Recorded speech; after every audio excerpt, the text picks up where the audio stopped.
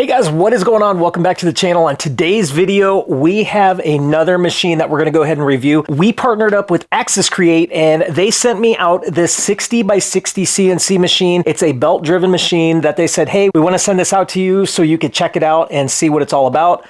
Absolutely, I obliged, and here it is right here in this box. We're gonna go ahead and do an open box, check it out, see what's up on the inside. We're gonna go ahead and build it, and then we're gonna go ahead and do a test cut and see how this thing works. I'm kind of surprised and kind of excited about this because if you look up on Amazon, this machine is actually extremely affordable for what it is. It has a 700 watt spindle with it, which is basically a router. It has a working area of 60 by 60 by almost 4 inches. I think it's like 3 3/4 inches, which is pretty amazing for the size. It's just a hair under 24 inches. So it's like 23.9 by 23.9 inches. It has a offline controller. So you can control this without a computer. You do not need a computer. You can basically take your G code, put it on an SD card. I'm not entirely sure yet what it has, but from the pictures that I saw, it does have an offline controller that's built into the control box, which is pretty awesome. So it has a lot of really good features, and the price, it was $599 at the time of this video. That's a pretty amazing price, honestly, for the 60 by 60 with the spindle and offline controller, all of that stuff. So what we're gonna do is let's go ahead and check it out, open it up, and see what's up on the inside and go from there. I will tell you that the box is a little banged up. I do not blame AxisCreat for that. That is probably something that had to do with shipping. Usually when they come from Amazon or something like that, they throw these things around. So the box is a little beat up. I wish it was in a little bit better shape. Check it out right there.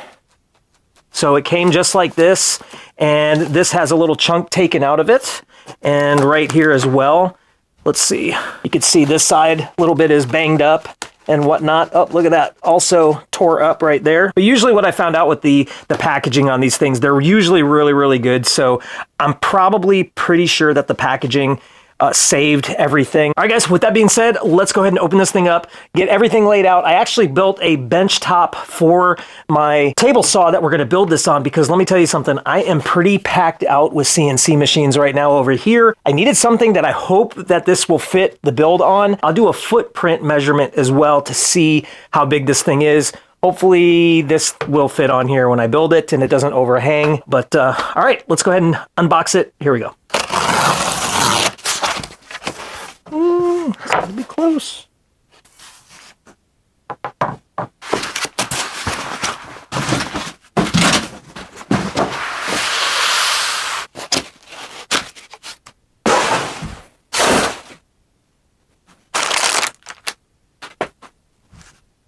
All right, everybody, so we went ahead and we got everything broken down and taken out, and honestly, this machine looks like it's going to be one of the easiest machines to put together. It is mainly already assembled. You don't even have to mess with any of the belts. They're already on. You don't have to go ahead and put any of those together. The gantry, the Z-axis, everything seems to be pretty much already put together for you. The only thing that we're going to do is put the X rails, which are the front bases. We're going to go ahead and get those put together. Connect all of the rails basically from the side. There's like 12 bolts to put on. We're going to go ahead and mount the spindle, attach all the electronics with the drag chain, and then we're going to go ahead and put on this base spoil board. We'll do that at some point as well, get it all hooked up, and we should be good. This seems like one of the easiest machines to put together so far. And the other thing is it does have the Z probe. You know me with the Z probes, I like to make sure that they're out of the way. Some of the other machines that we've done, these things are kind of a pain where they put them, but this has a little holding spot right on the Z axis, which is really nice. It's magnetized. This seems like a very easy machine to put together. I give that a 10 out of 10. So, all right, let's go ahead and get it.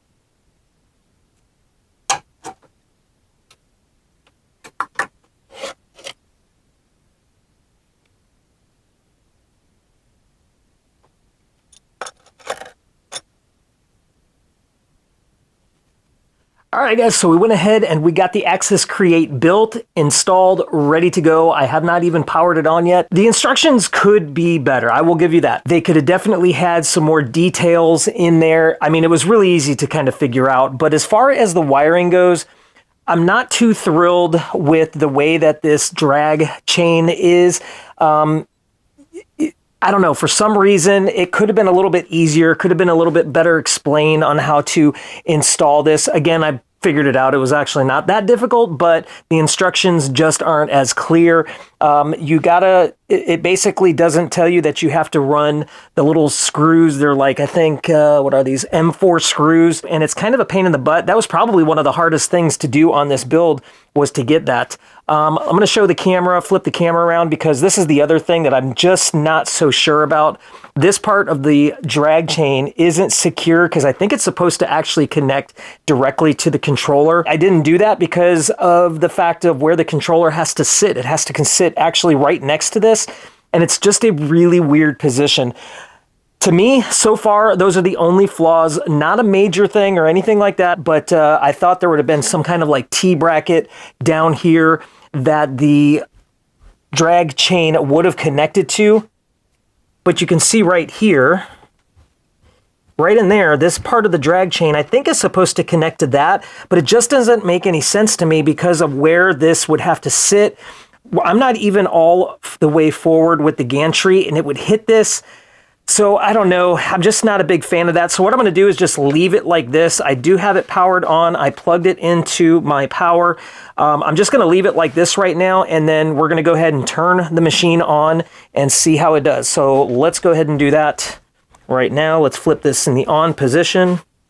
All right, you can see right here, AxisCreat. All right, there is the control screen. So let's go ahead and see how this, okay, so this actually moves everything right here. And let's see if we hit home. And then do we want to home the machine? Let's go ahead and hit yes and see what happens.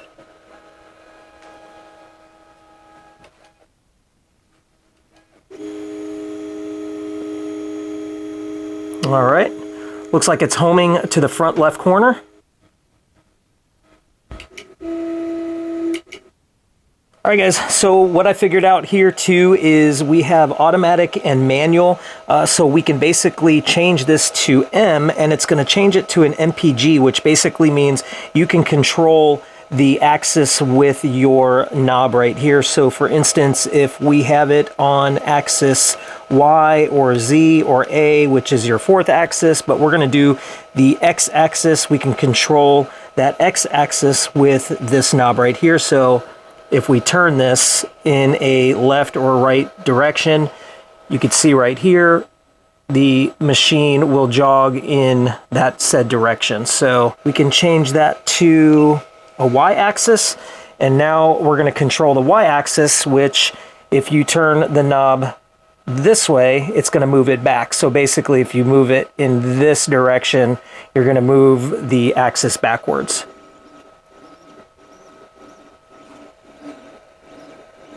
All right, so we went ahead and we got this all ready to go. What I'm gonna do is let's go ahead and hook this up to the computer. We're gonna go ahead and hook this up to easel and see how it does. See if easel recognizes this machine and go from there. All right, so I went ahead and got the USB plugged into the front of the machine. And now what we're gonna do is, right now I have easel opened up with a new project. And right here you can see that this is blue, which means that I do not have any access to any machine. So let's go ahead and plug this in and see if it just recognizes it right off the bat. I heard a little beep and now that turned green. So we should have a machine. Let's go ahead and we're gonna create a new profile for this machine.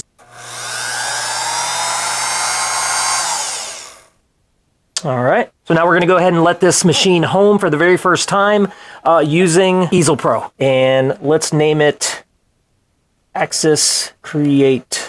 All right, so we went ahead and we got Easel Pro connected to the AxisCreat machine. Everything seems to be in working order. So the next thing we're gonna do is let's go ahead and try to do a test project to see how this thing does. So, all right, let's get on it.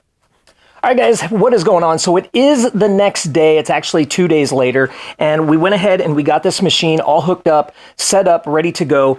I got a project in Easel, But what we're going to do first is we're going to go ahead and I'm going to make a line on this spoil board to kind of give me a reference point on how to line up my piece of wood. I get a lot of questions on how do you know that it's parallel to your Z-axis or anything like that. Easiest way to do this is to take a bit, install it into your spindle, and then use your program, drop it down just a hair into your spoil board and drag it across, and then you know for sure that you are parallel, not off by anything. Unfortunately, this is as low as the spindle will go right here, and I almost have probably about a ½ inch left of space before you hit the limit switch. So the bits that they send, they're these little short shank V-bits. I don't know if you can see that right there.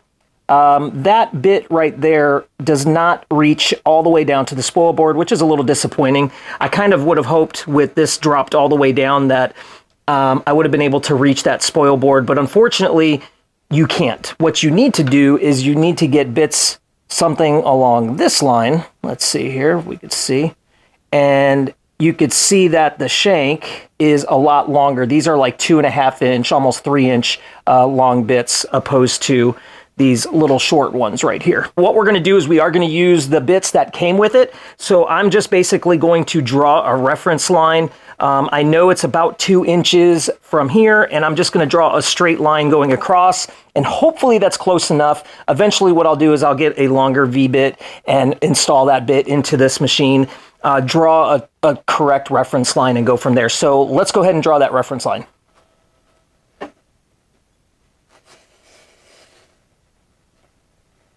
It's much better if you have the bit in there because you can do a reference line all the way to the edge and all the way back. But for this, what we're going to do is we're just going to go ahead and use that. Okay, so now what I'm going to do is I'm going to move the machine out of the way.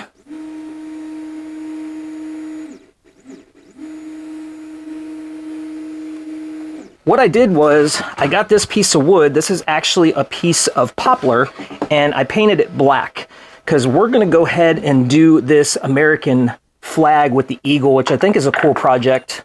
You could see it right here. It's a pretty cool project. I'm actually going to do where it's raised up, America, the flag, and the eagle, and I did a pocket on this. So what we're going to do is I will show you soon how to do a lot of these little tricks and tips on how to do some stuff. I don't have any reviews coming up anytime soon, so I think we're going to do some tutorials and do some projects here in the next couple weeks. All right, with that being said, let's go ahead and get this tape down. We're going to go ahead and put it right to that point right there using the blue tape method, and then we'll go ahead and home the machine again back here and let this do its thing. A little bit less than an hour to do the roughing, and then we're going to change out the bit, and we're going to go ahead and do the detail with the 30-degree V-bit. So with that being said, let's go ahead again and get this thing taped down.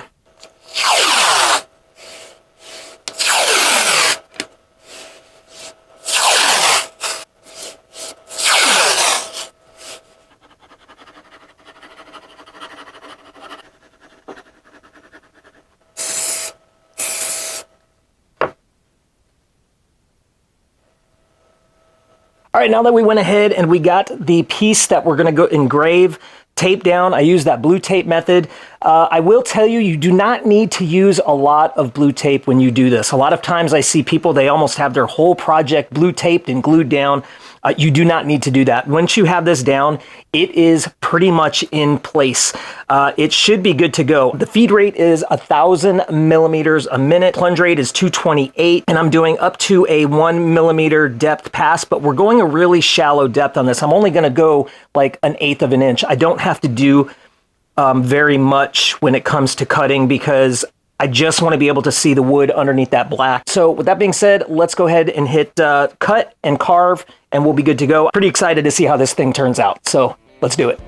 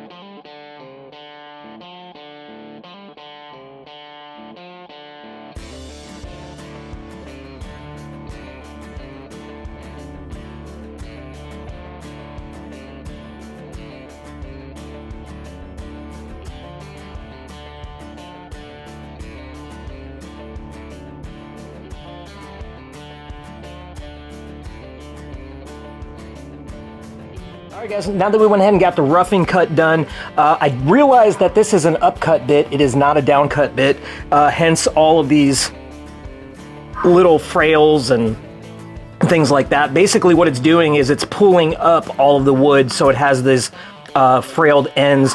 Typically we went ahead and do a downcut bit, but I do not have a downcut bit that's a 1/4 inch at the moment. So hopefully when we install this 30-degree V-bit, it'll go around and clean up all the edges. Should be okay. So with that being said, let's go ahead and change over that bit and get the final detail cut done. So let's go ahead and do it.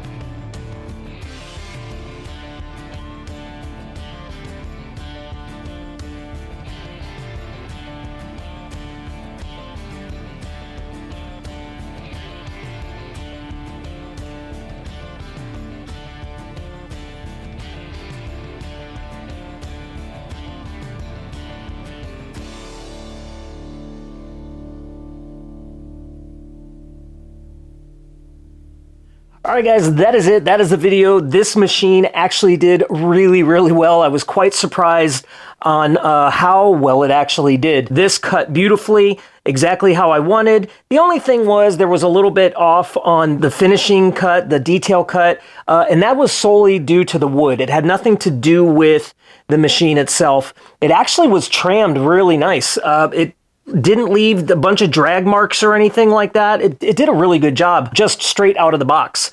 But down here it was a little bit off just because of the wood having some bow to it.